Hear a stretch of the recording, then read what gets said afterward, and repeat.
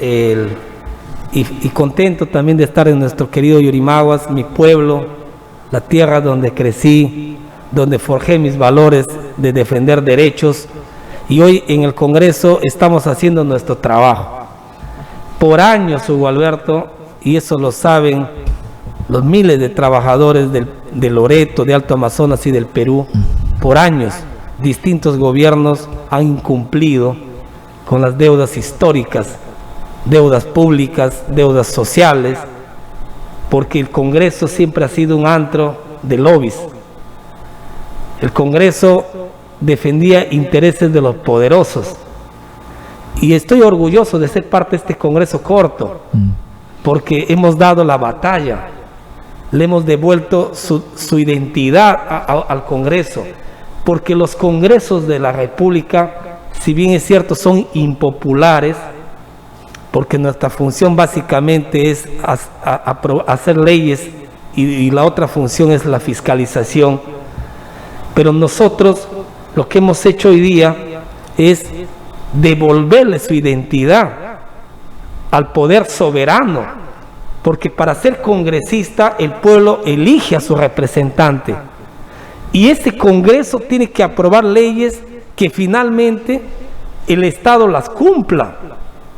Y cuando llegamos nosotros el 2020, habían centenares de leyes que los estados y los gobiernos de turno poco o nada les ha importado en dar cumplimiento, y una de esas leyes era justamente la ley FONAVI, la ley del CAS.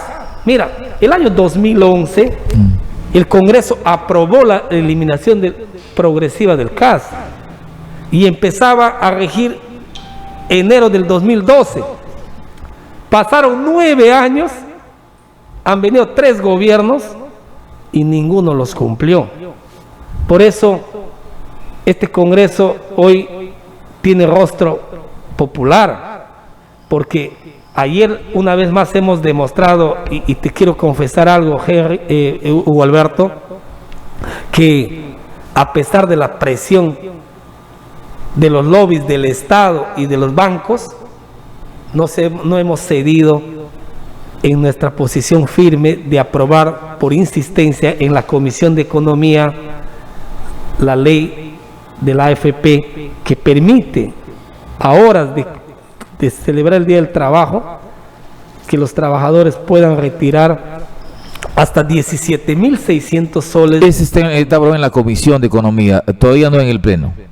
Hoy estamos exigiendo ya formalmente un pleno extraordinario, y va a depender de la mesa directiva. Sería lindo, un regalo a los trabajadores, que mañana nos convoquen a este pleno extraordinario. Sería interesante, pero usted ha dicho algo importante, que el Congreso peruano siempre ha ido a defender intereses subalternos, pero este Congreso no responde a la necesidad de que un representante de cada región pelee dentro del Parlamento por no intereses subalternos, sino por intereses que justamente le permiten que el pueblo tenga justamente un representante que dé la talla, haga conocer su voz y además saque leyes en beneficio de ciertos sectores del país. Le pregunto, ese Congreso que usted señala, un Congreso que no representa al máximo poder del pueblo peruano, usted hoy está ahí. O sea, le pregunto nuevamente, ¿no es contradictorio decir que el Congreso no representa ciertos sectores importantes de la población, que representa un sector económico que seguramente colisiona con el interés del pueblo peruano? El Congreso es un poder soberano de la expresión popular, porque, o sea, donde cada región está representada allí, ¿verdad? Por eso son elecciones libres, democráticas. Y las leyes que debes aprobar en ese Congreso son leyes tanto para el desarrollo regional, pero también leyes de ámbito nacional. De interés nacional. Sin embargo, los congresos que ha tenido el Perú, Hugo Alberto, poco o nada les ha interesado en defender derechos sociales y laborales. Mira, ¿cómo es posible que hayamos permitido y se han aprovechado de la pandemia que el sector público esté desamparado? Porque con un decreto de urgencia, la 014, que Vizcarra aprobó en el interregno parlamentario. O sea, cuando no había Congreso, sacó un decreto infame, lesivo al trabajador, donde quitaba la posibilidad de una negociación colectiva. No pues, o sea, un país no se construye así. No podemos construir un país donde el instrumento legal, que es el arma para el desarrollo, para el progreso, para la reivindicación de derechos, lo mutile un gobierno de turno. Justamente ese es el Congreso, el contrapeso. ¿Y por qué hago esta comparación? Porque este Congreso actual, sin mezquindad, acaba de aprobar por insistencia la ley de negociación colectiva del sector público. O sea, este instrumento legal que les va a permitir que el trabajador se siente con el titular del pliego, ya sea de un municipio, de un gobierno regional o de cualquier entidad pública del Estado, a ver sus condiciones laborales. Mira, Hugo Alberto. Pero este tema de la negociación que se hace entre los trabajadores y la entidad ha sido lesivo en muchas veces contra la institución, porque los trabajadores piden demasiado y a veces les someten al municipio, a las regiones, para pagos casi que imposibles que se puedan hacer. Muy buena la pregunta, pero justamente ahí está este instrumento que se llama el pliego de pactos colectivos. O sea, ¿qué regula ahí para que haya o no haya una disparada del trabajador que exige demasiado y que el entidad no pueda pagar? Quien tiene que regular es la reglamentación a la ley. O sea, uno aprueba una ley y es el Poder Ejecutivo que tiene que reglamentar, pero no puedes vivir en un estado donde te mantiene con un sueldo miserable, con un subempleo. El Estado tiene que saber regular, pero también tiene que haber un crecimiento progresivo en la vida social y económica de los trabajadores, porque estamos hablando de una ley de los trabajadores. O sea, evitar el abuso de una ley depende de la reglamentación de la ley. Entonces, hoy le estamos diciendo al Ministerio de Trabajo de una vez reglamente la ley de negociación colectiva, y en la reglamentación tiene que haber en qué condiciones se deben dar la negociación colectiva. Pero lo que yo quiero decir, Hugo Alberto, eso pasa por la voluntad y la decisión política de las autoridades. Yo cuando he sido gobernador, y ayer me hacían recordar los dirigentes de salud, tanto del Sutra y como los dirigentes del Hospital Santa Gema, de que yo había instalado de manera formal las mesas de negociación colectiva, pero cuando nosotros estas demandas que se discutían entre el pliego, o sea, el gobierno regional y los distintos sindicatos, no se logró materializar porque no teníamos el instrumento legal, o sea, la ley, que hoy ya la tenemos. Entonces, mi mensaje a los trabajadores y a los representantes de los trabajadores desde Alto Amazonas a Loreto y a Perú, porque nos están viendo en vivo y en directo en todo el ámbito nacional, mi mensaje es que hoy tenemos que empezar a presentar nuestros pliegos de demandas. Sin embargo, el Congreso de la República ha colisionado con lo que señala el Ministerio de Economía y le ha dicho: señores del Congreso, ustedes no tienen capacidad de gasto, ¿cómo pueden aprobar una ley si sabe cuánto dinero hay en la cerca del Estado? El gran enemigo de este país y de los peruanos es el MEF. El Ministerio de Economía y Finanzas vive otra realidad. Ellos parecen de Marte, no del Perú. Porque si tuviéramos técnicos en el MEF que conocen Nuevo Papaplaya o conocen Balsapuerto, no estarían observando la construcción de un colegio porque no tiene título de propiedad individual. O sea, tenemos un MEF ajeno a la realidad y el MEF se opone a todo. Lo que necesitamos es un país justo, y un país justo se construye, Hugo Alberto, sobre la base de leyes que se cumplan, que se aplique. Y quiero responderte la pregunta respecto a tu interrogante.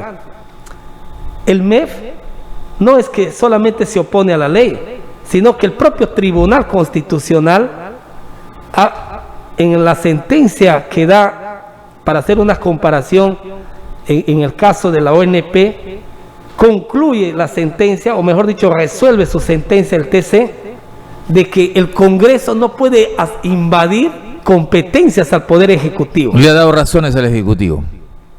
O sea, le da razón al Ejecutivo. Ha dejado un mal precedente el Tribunal Constitucional, porque el Tribunal Constitucional debió haber dicho que los que aportaron al sistema público de pensiones, quiere decir, los trabajadores y exaportantes a la ONP que no han cumplido sus 20 años de aporte para tener derecho a una pensión, el Estado tiene que reconocer la deuda social. Es una deuda pública, porque si yo aporté a un sistema público que es la ONP y no he cumplido o no he llegado a tener los 20 años de aporte, me quedé en 19, el Estado tiene que reconocer esa deuda. Entonces deja un mal precedente el Tribunal Constitucional. ¿Y por qué te digo esto, Hugo Alberto? Porque cuando el Congreso fue cerrado, el Tribunal generó una jurisprudencia de estado de excepción. ¿Y por qué en este caso no lo hizo? Cuando estamos buscando la forma de apalancar, de apoyar a las personas para poder enfrentarse al COVID. Estamos en un momento de pandemia, no estamos viviendo un momento normal. Por eso las leyes que ha aprobado este Congreso, por eso hemos aprobado 2 leyes ya para retiro de los fondos de la AFP. Entonces, cuando se habla de iniciativa, de que el Congreso no tiene iniciativa de gasto, una ley, en este caso de la negociación colectiva, es una ley marco. Y la negociación colectiva te permite, en la más alta dimensión laboral, que es las libertades en que el trabajador le puede exigir a su entidad a que tenga mejor condición laboral. Y no solamente en el Perú, es una ley de la Organización Internacional de Trabajo, o sea, está regulada internacionalmente. Ahora bien, no tiene que ver con la recaudación que las empresas pagan al Estado peruano, los impuestos. Sobre esa base se aplica de alguna manera la transferencia de recursos a las regiones, a las municipalidades, para el pago de sus trabajadores. Claro que sí. Claro. Mayor inversión, mayores impuestos, mayor capacidad económica. Yo quiero hacer una casuística contigo, un ejercicio, que me gusta tu pregunta. Vamos a hacer una casuística ahora. Municipalidad de Alto Mazón se reúne con sus gremios sindicales y les dice: mira, nosotros el 2022 tenemos estos objetivos, ayúdenos a conseguir este objetivo. Si nosotros logramos recaudar de 5 millones, pasamos a 10, ustedes también van a tener mejoras salariales. Esa es la negociación colectiva. Trabajador, entidad, juntos nos ponemos objetivos. O sea, una meta, ¿verdad? Claro. ¿Qué más? Señor alcalde, deje de estar gastando la plata en estas cosas. Deje de estar gastando gobierno en consultorías. Hoy ese dinero hay que reorientar. ¿En qué? En mejoras de condiciones de trabajo. O sea, ya el pacto colectivo es de 2, ya no de 1. El Estado ha hecho lo que ha querido. Pero es esta casuística que usted señala, ¿dónde se plantea? Porque lo que se conoce acá es que la mayoría de entidades, trabajadores, siempre hay una pugna con la entidad y nunca se lleva a un acuerdo, porque seguramente, como usted señala, no hay objetivos comunes, o de repente se plantea el trabajador solo una ganancia para sí, pero no ve lo que significa más allá de lo que debe llevar al objetivo final, que es justamente la justicia para todos los trabajadores, ¿verdad? En la misma casuística, ya dejando el tema administrativo y de la burocracia, que es justamente donde debe haber un entendimiento para hacer un Estado moderno, un municipio moderno, un gobierno regional moderno. Nos vamos al tema de las relaciones entre el empleador y el trabajador. O sea, ahí fue un papel muy importante la madurez también del gremio sindical. O sea, que no haya intransigencia. Exacto, la intolerancia no les va a conducir a nada, porque al final quien va a primar es la entidad. Entonces, es igual en la empresa privada, que existe negociación colectiva. Los que son del decreto legislativo 728, ellos hay negociación colectiva. ¿Qué hay ahí? Pero ahí te pagan de acuerdo a tu rendimiento, no te pagan más si no trabajas en la empresa privada. Hugo Alberto, vuelvo a repetir, en el pacto colectivo uno precisa en qué temas vas a negociar con tu entidad. Si son mejoras remunerativas en función a capacidad de recaudación, si es mejores condiciones de trabajo para garantizarles equipos de protección personal, por ejemplo, los que trabajan en limpieza pública no tienen mascarillas protectoras y sin embargo recogen la basura. Ese trabajador tiene que tener mejores condiciones. De eso se trata la negociación colectiva. O sea, querer abusar de la negociación colectiva no nos va a conducir a nada. Por eso te decía y coincidimos de la importancia de la madurez de los representantes, de los trabajadores. Usted ha sido gobierno regional. ¿Ha habido ese tipo de intransigencias en los gremios sindicales confrontando directamente con la región? Es decir, con el pliego. Siempre ha habido, solo que conmigo yo sabía escuchar. Y tú recordarás que me quedaba hasta las últimas horas de la madrugada escuchando a los gremios. Y cuando escuchas a los gremios encuentras soluciones. ¿Por qué? Porque ellos también te dan las herramientas, o con sus propuestas te permiten canalizar y gestionar en otros niveles de gobierno. O sea, potencias las capacidades de una entidad. Recordarás que cuando yo he sido gobernador no había ingresos del canon petrolero como hay hoy día. Hoy tenemos un lote petrolero más, que es el lote 95 de Bretaña, que tú conoces en el Puinahua, y dos, no había el fideicomiso. Yo hubiera querido tener 740 millones en los primeros 2 años como tiene Ochoa y que no hay nada. Entonces, difícil es negociar cuando no hay plata.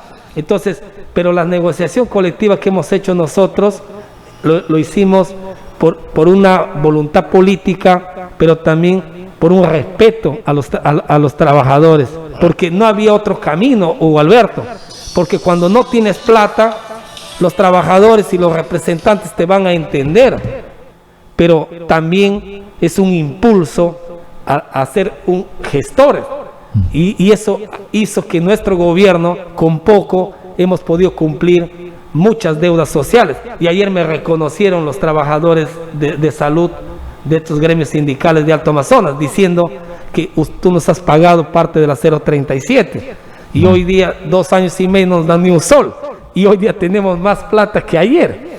Ahora, tomando una referencia de lo que está pasando en el país actualmente, en esta dicotomía entre la izquierda y la derecha, vea, la región tiene mucho dinero y no está invirtiendo ni en salud ni en educación. Entonces la gente dice, ¿qué está pasando? El Estado peruano nos olvida, no nos atiende. Y entonces la gente opta por ir a un planteamiento radical, donde el Estado absolutamente lo quiere hacer según el planteamiento de Perú Libre. Es decir, señor Meléndez, vea, esta situación que hoy vive el Perú, para mí entiendo que no es el fracaso del modelo económico, sino por incapacidad de gasto, corrupción al interior de las regiones y de las municipalidades. ¿Tiene alguna idea sobre este tema usted, por favor? Clarísimo. Y te voy a repetir lo que hace mucho tiempo te dije en una entrevista aquí en Urania Televisión. Mire, China es uno de los pocos países que tiene un modelo cerrado, un modelo comunista en su estructura funcional. Prioriza educación, prioriza salud, prioriza calidad de vida. Pero su modelo hacia afuera es un modelo capitalista. Por eso que Deng Xiaoping, el heredero de Mao, el discípulo de Mao, dice una frase célebre: no importa el color del gato, lo que importa es que el gato case ratón. Pero Mao era muy estatista, no, pero Deng Xiaoping era diferente. Porque su heredero, o sea, el discípulo de Mao, Deng Xiaoping, hace la gran transformación de la China emergente, la China poderosa, la China que tiene un crecimiento en plena pandemia por encima del 4%, brutal su crecimiento económico, que le permite mandar un mensaje al mundo que sí puedes tener un gobierno de redistribución, que sí puedes tener un gobierno político vertical, pero sí un modelo abierto de economía. Entonces, cuando tú me dices por qué en el Perú no hay una buena redistribución, es porque no tenemos buenas autoridades. Porque hoy día Loreto, que tiene 9.000 millones en el fondo de inversión del fideicomiso, no es capaz de tener un plan de desarrollo en el tema de conectividad. porque ni siquiera la carretera Laguna Santa Cruz, Teniente César López y el puente sobre el río Guayaga lo han elaborado los estudios en 2 años y medio. Tienes el instrumento legal, tienes la plata, ¿qué no hay? No hay voluntad política. O sea, no es, como le reitero, el modelo económico. O sea, si estás en el modelo neoliberal, hay dinero, lo que pasa allí es la falta de capacidad de quienes están hoy, de alguna manera, manejando las regiones, ¿verdad? Así es. Pero el Estado no puede renunciar a lo que está plasmado en la Constitución, que la educación es un derecho fundamental. ¿Qué más? Que la salud hoy día es un derecho fundamental, porque la pandemia nos ha visibilizado que hay una precariedad del sistema sanitario, que hoy día nos estamos muriendo porque no tenemos ni camas UCI y no tenemos un sistema de salud que tenga respuesta a esta pandemia. Entonces, hemos modificado la Constitución, que la vivienda es un derecho fundamental, que el Internet es un derecho ciudadano. Entonces, todos esos derechos que tiene el ciudadano, el Estado tiene la obligación de dar condiciones. Eso es la debilidad del modelo económico o de los gobiernos que han sido de derecha. O sea, han priorizado más al capital de los ricos y no se ha hecho una real redistribución. Y esa es la reflexión que ha hecho Hernando de Soto en esta campaña. Y también algo bueno, en el caso del candidato que también era de pensamiento neoliberal como López Aliaga. O sea, ellos reconocían y son defensores de un modelo económico, pero también de la debilidad en la redistribución y en la condición de abandono que han tenido los sectores sociales. Pero además este tema, y acá lo tengo, el plan de gobierno, ¿el plan de gobierno para qué es? ¿Para presentar solo al Jurado Nacional como un requisito, o el plan de gobierno es para aplicar en un gobierno que le plantea un partido político? De acuerdo a la normativa electoral, un plan de gobierno es lo que uno pretende va a aplicar cuando llega al poder, y eso es un requisito. Ahora, quien tiene que hacer vigilancia ciudadana ese plan de gobierno es el pueblo, sus organizaciones, la sociedad civil. Lamentablemente en el Perú eso todavía estamos con una fragilidad institucional. Por eso preocupa, por ejemplo, el plan de gobierno de Perú Libre, porque en esencia ese plan es de hacer una economía cerrada, y Perú no es Bolivia, Perú no es Venezuela, Perú no es menos Ecuador. Cuba. Y te pongo, no, porque la revolución de Castro es una revolución intelectual. Castro ha hecho una revolución de cambio estructural en su país, pero trabajó en la mente, en la educación de su pueblo, y trabajó en lo otro que es esencial para el mundo, en su salud. Cuba, pero sigue siendo un país pobre. Al mundo en la lucha contra epidemias y es líder. Es un país valiente en realidad, pero vive en absoluta pobreza. Sí, pobres dignos, pero con dignidad. Mira, pero más allá de esta comparación, entonces preocupa un plan de gobierno de economía cerrada. Y te digo por qué. Cuando Chávez llega al poder aliado de los militares.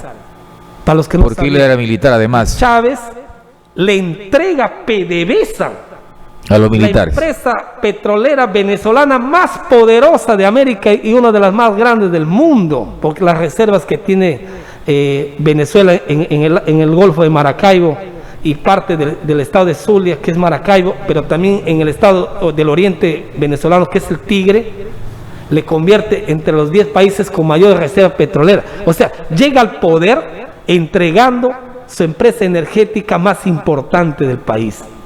Entonces le ha permitido hacer todo lo que ha hecho, pero finalmente las consecuencias son fatales. Ahora vamos a Bolivia. Bolivia llega al poder Evo, pero llega al poder con la fuerza del pueblo aymara. Cambia la constitución. Sí, cambia la constitución, porque Bolivia es un país prominentemente étnico. Entonces, Pero la riqueza de Bolivia no está en La Paz, tampoco en el Alto, está en Santa Cruz de la Sierra, la zona industrial de Bolivia. Sí, y él ha encontrado un equilibrio porque Bolivia nunca le entregó el 100% de sus reservas de gas al capital, a la empresa privada.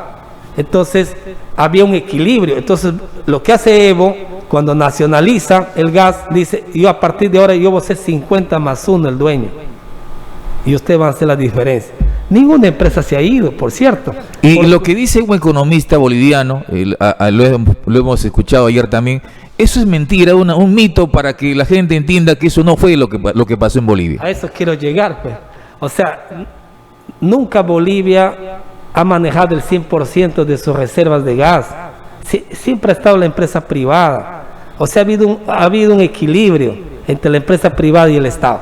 Y vamos a Ecuador. Petroecuador es una de las principales empresas estratégicas del Estado ecuatoriano cuando llega Correa. Y potencia Correa a Petroecuador para la gran integración, y los recursos energéticos del petróleo le ayudan a hacer su gran transformación a Ecuador. Pero Correa tampoco, el Ecuador tenía todo el petróleo en manos privadas, tenía mitad el Estado y el resto era privado. Pero en el Perú de hoy, de esta contienda o el Perú del bicentenario, nuestra economía es precaria porque dependemos casi en su totalidad del capital privado. O sea, el Estado ha sido promotor, o sea, se dejó y entregó todo. Entonces sí es un peligro plantear una economía cerrada, porque imagínate en un escenario donde las empresas deciden no producir. Ahí vamos al fracaso.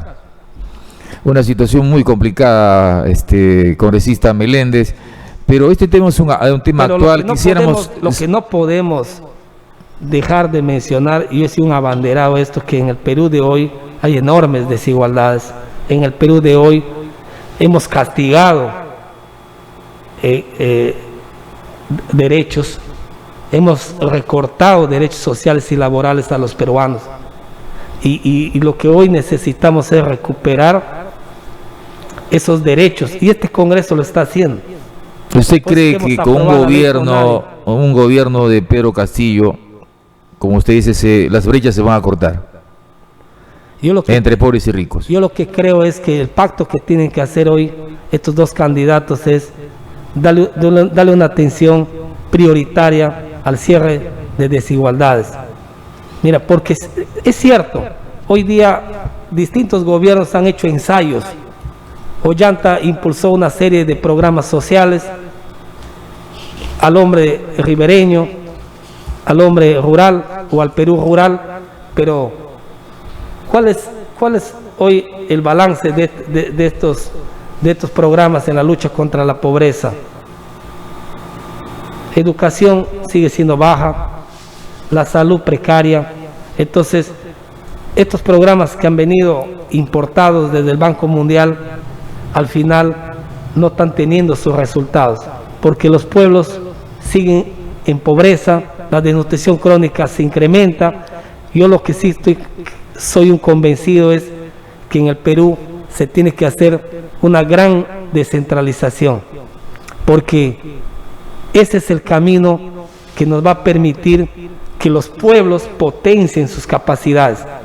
Loreto es una de las regiones, Hugo Alberto, y ellos tienen que saber, Alto Amazonas, una de las pocas regiones del Perú que tiene un fondo de inversión. Loreto tiene plata, pero está en manos de un izquierdista que no sabe qué hacer con el dinero que tiene hoy la región. Ese no es izquierdista. Pero ganó la alcaldía de Indiana siendo candidato de Izquierda Unida. Esa sufrió una metamorfosis, porque después fue regidor con Fuerza Loretana. Y no sé, en realidad la situación en manos de quién estamos en realidad. Lo cierto es que estamos en malas manos. En manos de un negociante de la política. Un hombre que no tiene una visión de desarrollo. Un hombre que por mezquindad le está frustrando, le está postergando a los pueblos. O sea, Loreto, no, hoy día no es que no tenemos dinero. O sea, hoy tenemos 9.000 millones en un fideicomiso. Y tenemos un segundo fideicomiso de 900 millones. Tenemos 2 fideicomisos. O sea, Loreto sí tiene plata. Lo que tiene es una mala autoridad. Ahora, siempre se ha dicho que la izquierda no ha llegado al poder, ha llegado con Gregorio Santos en Cajamarca, y 2 veces me parece que sí, sumido en la pobreza también. En Lima tuvo su alcaldesa Susana Villarán, también igual estuvo en la cárcel. Parece que la izquierda no sabe gobernar, señor Meléndez. ¿Qué creo que tiene usted como concepto de la izquierda que no gobierna bien este país? Bueno, hoy estamos con Sagasti Izquierda también en la presidencia de la República, de manera accidental. Es un desastre. Sagasti está viviendo otra realidad. Es un desastre. Mira, tenemos a las Fuerzas Armadas, tenemos capacidad operativa para hacer grandes despliegues para salvar vidas, y hay una indolencia total. Mira, ese es un espejo cuando la teoría supera la realidad. O sea, el Perú necesita hombres con decisión. Loreto necesita autoridades con determinación, que hay que hacer las cosas. Hay que proteger a nuestro pueblo. Tenemos los recursos, tenemos el dinero, pero no estamos haciendo nada. Estamos solamente favoreciendo a nuestro entorno. Estamos viviendo una burbuja donde todos los niveles hay corrupción. Mira, estoy indignado lo que han hecho con el presupuesto de la red de salud. Mira, no hay he revisado anoche, me da el tiempo, tarde la noche, ya van a llegar al 70% y recién entramos al mes 5. Ya se está acabando su presupuesto. Esa es una foto de que han utilizado plata en campaña política. ¿Quién va a pagar los platos? El pueblo. El pueblo. Cuando en los establecimientos empiecen a tener falta medicamentos, falten médicos. Pero mira, Hugo Alberto, yo la verdad te quiero pedir disculpas. Hoy tenemos la reunión con el ministro de Energía y Minas para ver el tema de la línea de transmisión del 60 kV de Cainarachi hasta Yurimaguas. Y le quiero decir a mi querido pueblo, ustedes recuerdan que una caída de tensión destruyó las celdas del Hospital Santa Gema, y con eso nos hicieron demorar hasta que vuelvan a cambiar todo el sistema de integración de conexiones eléctricas. Nosotros firmamos un convenio, Hugo Alberto, con el ministro de Energía y Minas, el presidente de Electrooriente, mi persona como gobernador y los congresistas. Acordamos que la línea de transmisión, para evitar estos temas de las controversias que se tiene por la franja de servidumbre, que lo iba a hacer Electrooriente por acción directa. Y la mezquindad del señor Ochoa no le ha dado continuidad. ¿Y qué más han querido los del Ministerio de Energía y Minas? Que en todo ven negocios. Porque hay que ser realistas. La corrupción es el gran enemigo de este país, porque en los mismos ministerios direccionan a quién favorecer. Por eso mañana quiero hablar del sistema de riego del Shanusi. Hay que hablar de los grandes proyectos que Alto Amazonas no puede detener. Si no los apoya la región, hoy nos tiene que atender Lima, nos tiene que atender estos ministerios. Pero para eso necesitamos tener posiciones firmes. Y hoy tenemos esta reunión con el ministro de Energía y Minas, uno, por la línea de transmisión, y por las tarifas abusivas que está haciendo Electrooriente en plena pandemia. Oye, ni siquiera revisan tu medidor. Han sacado un promedio de determinados meses que has pagado la luz y te terminan poniendo una tarifa abusiva y dando un mal servicio. Por eso hoy es importante esta reunión, Hugo Alberto. Perdóname que tengo que... Más bien, gracias, señor Meléndez, por llegar acá. Pero mañana me comprometo a estar acá. 8 en punto de la mañana, vamos a debatir ampliamente sobre tus proyectos de ley también. Me dicen acá, ¿qué proyecto de ley ha sacado el señor Meléndez que demuestre si ha sido positivo su participación en el Congreso? La gente quiere conocer seguramente, ¿no? FONAVI, AFP, saqué la ley la derogatoria de los decretos de urgencia. Mañana vamos a hablar de eso. Es que el pueblo muchas veces no conoce nuestra labor congresal y De repente porque maneja poca información también. y esta que- tribuna nos va a permitir darle una explicación a mi querido Yurimaguas qué hicimos en estos meses, en estos pocos meses en el Parlamento Nacional. Muchas gracias, señor Meléndez, muchas gracias. Acá hay una Que cantidad vivan los de trabajadores preguntas en de realidad. Amazonas. Muchas gracias. Mañana sí vamos a estar directamente conversando ampliamente con Fernando Meléndez, él es Con congresista de la República. participación de nuestro pueblo, hermano. Bueno, vamos a ir a la línea, nos dice que mañana vamos a ir a la línea telefónica para que pueda responder a las consultas de la población referente a su participación en el Congreso de la República. Muchas gracias. Vamos a una pausa pequeña y